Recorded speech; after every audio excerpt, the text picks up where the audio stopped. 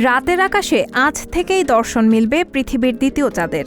মূলত মধ্যাকর্ষণ শক্তিতে প্রভাবিত হয়ে 2 মাস চাঁদের মতো পৃথিবীকে প্রদক্ষিণ করবে একটি গ্রহাণু।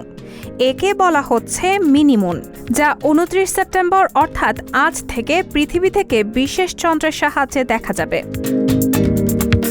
শনিবার একটি প্রতিবেদনে এনডিটিভি জানিয়েছে, পৃথিবীর আকাশে মিনিমুন 29 সেপ্টেম্বর দৃশ্যমান হবে। তবে মিনিমুন এতই ছোট এবং আবছা যে খালি চোখে একে দেখা যাবে না।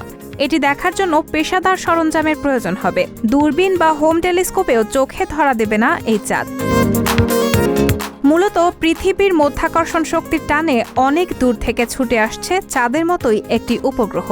2024 PT5 নামের উপগ্রহটির ব্যাস প্রায় 10 মিটার বা 33 ফুট, আর একেই বলা হচ্ছে দ্বিতীয় চাঁদ বা মিনিমুন। গবেষকরা জানিয়েছেন, এটি মধ্যাকর্ষণের প্রভাবে চাঁদের মতো আজ অর্থাৎ 29 সেপ্টেম্বর থেকে 25 নভেম্বর পর্যন্ত পৃথিবীকে প্রদক্ষিণ করবে। আগামী 25 নভেম্বরের পর গ্রহাণুটি পৃথিবীর মধ্যাকর্ষণ থেকে বেরিয়ে আসবে। এই 2 মাস এটি থেকে তৈরি চৌম্বক ক্ষেত্র গবেষণার নতুন নতুন তথ্য যুক্ত করবে। মিনিমুন চাঁদের মতো এতটা সুন্দর হবে না। এটি মূলত একটি গ্রহাণু, তাই আকারে হবে অত্যন্ত ছোট। অনেক বিজ্ঞানী এটাকে কোয়াসিমুন বা অর্ধেক চাঁদ বলেও উল্লেখ করেছেন। এটি খালি চোখে দেখা যাবে না বললেই চলে।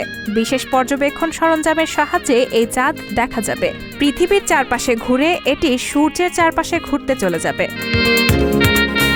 1981 ও 2022 সালেও মধ্যাকর্ষণ শক্তির টানে পৃথিবীর কক্ষপথে 2টি গ্রহাণু ঢুকে পড়েছিল।